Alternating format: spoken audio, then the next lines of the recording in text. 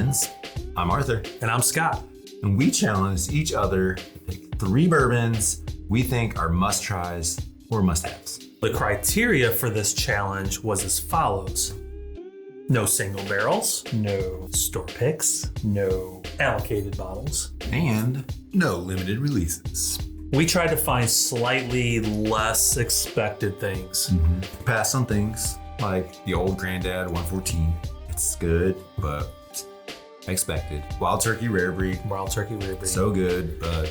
So, why did we do this? We wanted to prove to ourselves and you that there are many great bourbon options out there sitting right on the shelf. They don't have to be behind the counter, in a glass case, or in the back office. We'll see if we can get past that FOMO of those special bottles and discover bourbon worth buying that is sitting right out there in front of us. If you are new to the channel, hit that subscribe button for more bourbon adventures. And if you are gonna enjoy this episode, which I'm sure you will, make sure to hit that like button too. Today, easy to find bourbons that deserve a spot on your bar or whatever. Let's go.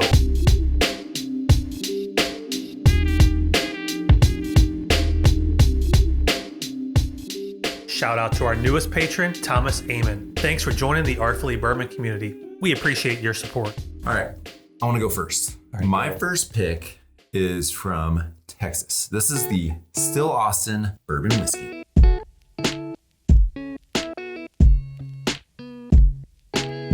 First, I know what you might be thinking. That's not available everywhere. You're in luck if you live near Total Wine. They're available at Total Wine. You can find these online as well. Seal box, but check Still Austin's website for the best price. You can find this for around $40 to $45. Why don't you tell us why we should purchase this? I will, but first, I'm gonna pour you some. Grab a Glen. Here we go. Let's pour this up.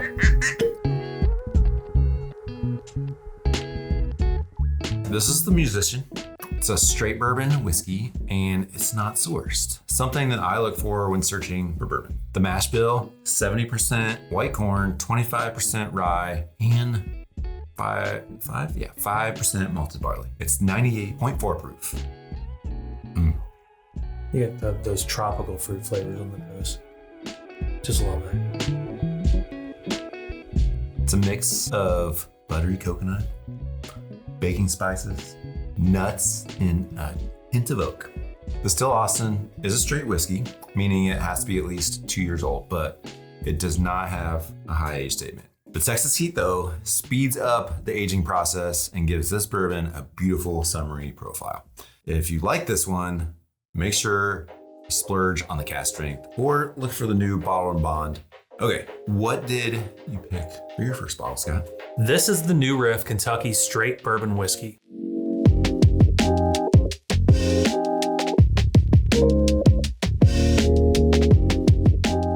I see this about everywhere, and I've passed it up for the longest time. I always pass on it. Well, you shared yours, so why don't you grab a Glen? All right. You're gonna like this because this is a higher rye mash bill.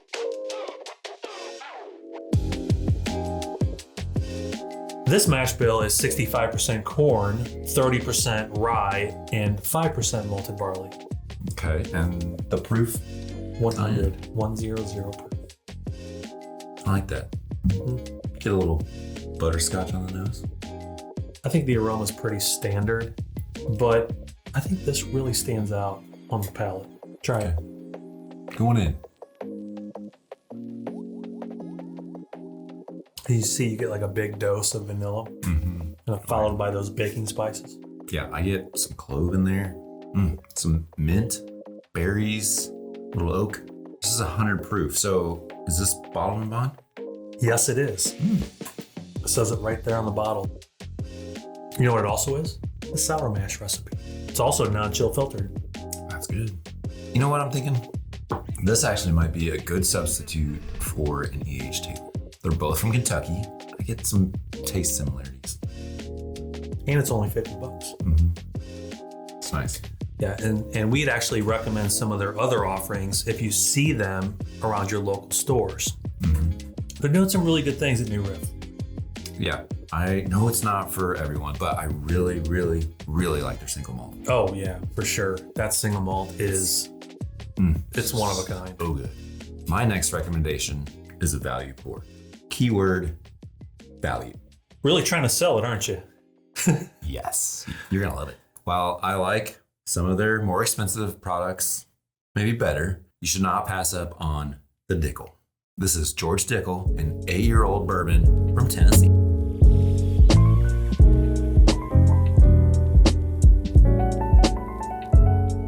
Two more Glens. Look at this. Pour it up. Pour it up. So this Dickel is only going to set you back $30. That's why I say value. A lot of people pass on the Dickel because of the Flintstones. I challenge y'all to expand your palates and try different flavors. Okay. Here we Try go. it. It's a nice nose. A little earthy. This is the standard Dickel mash bill. 84% corn, 8% rye, and 8% malted barley. I do wish it was a little higher proof. It's only 90. You should try it. See what you think. Okay, here we go. First off, this does not drink like a 90 proof. Also, It's got like a ton of flavor. Plus it has a really nice mouthfeel. Zero Flintstone taste right here. see? Told you. Zero Flintstone. Maybe a little Flintstone. Cherry, caramel, oak, banana, nuts, and waffles. Wow, that sounds delicious. Yeah, all at once. I like Dickel's Tennessee whiskey profile, but the bourbon is different and it will probably appeal to the traditional Kentucky bourbon drinkers. It's corn heavy, so it will also be a little sweeter. Now, this could qualify as a corn whiskey, right? Yes, technically, since it's over 80% corn, it is technically a corn whiskey and a bourbon. If you like this, look for their limited bottled and bond release. It is 13 years old and amazing for just $50. All right, what do you have next? So I typically lean more towards the traditional bourbon, but for this one, I'm venturing out of Kentucky. Good for you. Yeah, way out of Kentucky. Okay. This distillery or recipe hasn't been around for 100 years. I think it can compete with those that are that old. This is the Woodinville Bourbon Whiskey.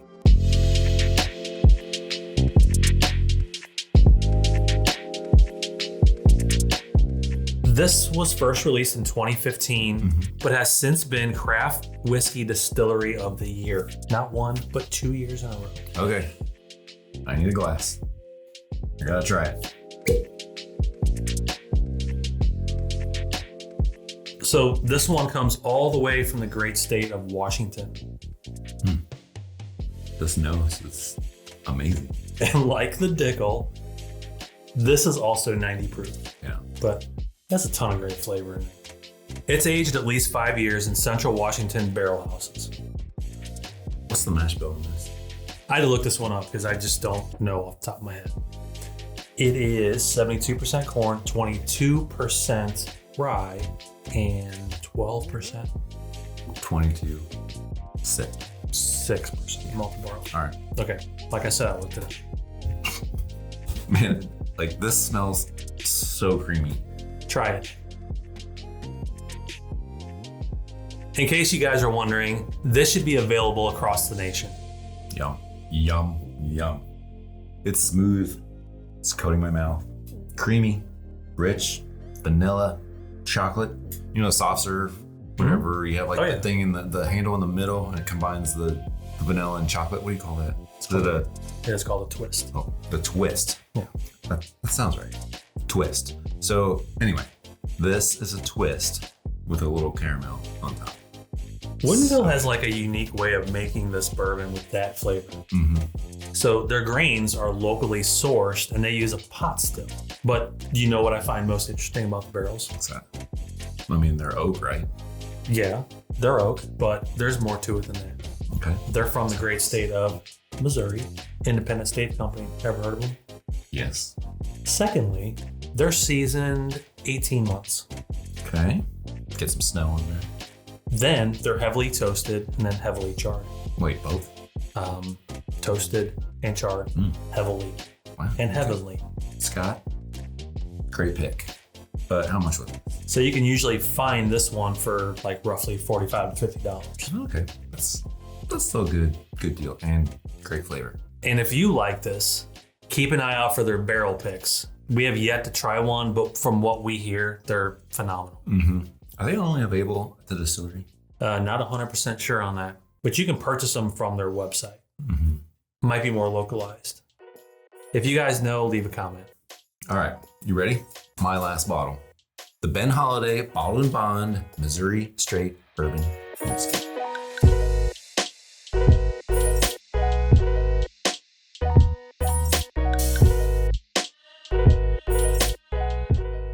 I like their Rickhouse versions more, but I believe this should be a staple on every bourbon bar. Biased much? What do you mean? We are from Missouri. This is from Missouri. Fair, but I like Kentucky bourbon too. For those who think bourbon only comes from Kentucky, this is a great alternative. Holiday has never given us free bourbon or asked us to plug the products. No, we do so because they're just that good. The flavor is unique. It works great neat or in a cocktail, and you can find it for $40 to $45. Well, let me get some of that. All right, give me another Glen.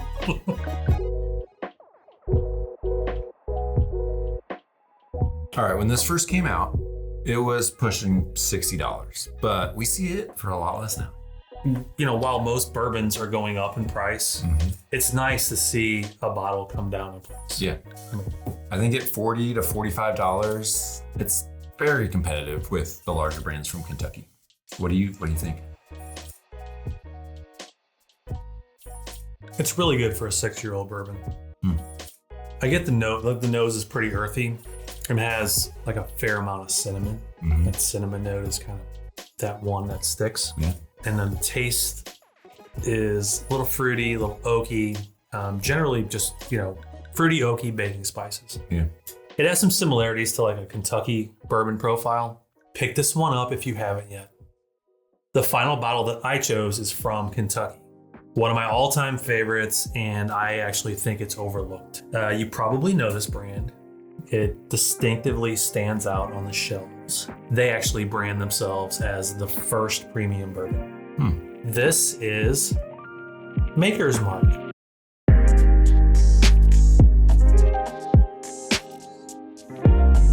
Not just any Maker's Mark. Maker's Mark cask strength. So this was actually first released just a decade ago under the supervision of master distiller David Pickerel. So David passed away in 2018, but you know what he did? You know what he did before he passed away? What? He left Maker's Mark and helped mentor the creation of Woodinville. Right? So from Kentucky to Washington. That's right. It's a small bourbon world. I know this is a wheated mash bill, but does it have an age statement? It does not, but I believe like most of their standard releases are similar to the Holiday, so roughly 6 years. And on the front here, it says 111 proof. So this particular batch is 111. All right, well, we're not gonna stop now. Bring on the Glens.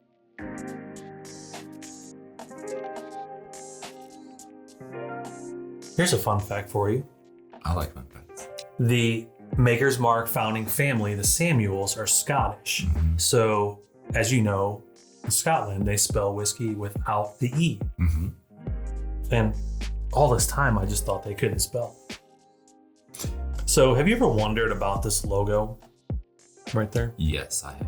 Yeah, I had this bottle sitting in front of me one night, and I was trying to figure it out. What does that mean? Okay. It's a way to identify the manufacturer. The Maker's Mark has a star that nods to the family Star Hill Farm in Bardstown. The S is for the family name, Samuels, and the 4 signifies 4 generations. Oh, okay. And the bottle design, one of the most recognizable bottle designs out there. The bottle design actually is inspired by cognac. The most recognizable part of this bottle design is that red wax. Other distilleries do wax their bottles, but Maker's actually has this trademarked. Okay, so now that you've tasted it, What do you think? How does it compare to the other 5? The nose is very sweet and caramely. Is that a word? Palate is very nice. Full-bodied, lots of caramel, nuts, baking spices. Just complex and a little earthy on the finish, which I really like. Pretty near perfection in my book. All right, so how does it compare to the others for you? Let's pick a favorite bottle. Okay. Want to? Yes, but before we do, if you're interested in bonus content, bourbon reviews, and more, head over to Patreon and join the Artfully Bourbon community. As our channel grows, so will the Patreon perks. Link in the description. Okay, so if you had the budget for one of these, which one are you going with? I'm gonna go with the Maker's Mark Very solid pick. Tell us why you're picking this one. because you just can't go wrong with the cast strength. At $45, $50, it's just unbelievable. I love the Maker's Mark flavor profile, and if I could only pick one, it would be that one. If you haven't tried any of these or just some of these, be a great group to start a bourbon collection with. Or just to try different flavors to see what you like. Yeah. I'm gonna go a little different today. Okay. Yeah. Currently my favorite bottle is this one. The Wooden All Bill. right. Yeah. I mean, it doesn't have the proof of Maker's Mark. No. But sometimes that's okay. The flavor just hits my palate nicely. If you, watching this, had to choose just one of these, which one would you pick? Let us know in the comments. And if you haven't yet, hit that subscribe button for all things Artfully Bourbon. Cheers, friends. Thanks for watching. Until next time. Enjoy responsibly. Peace.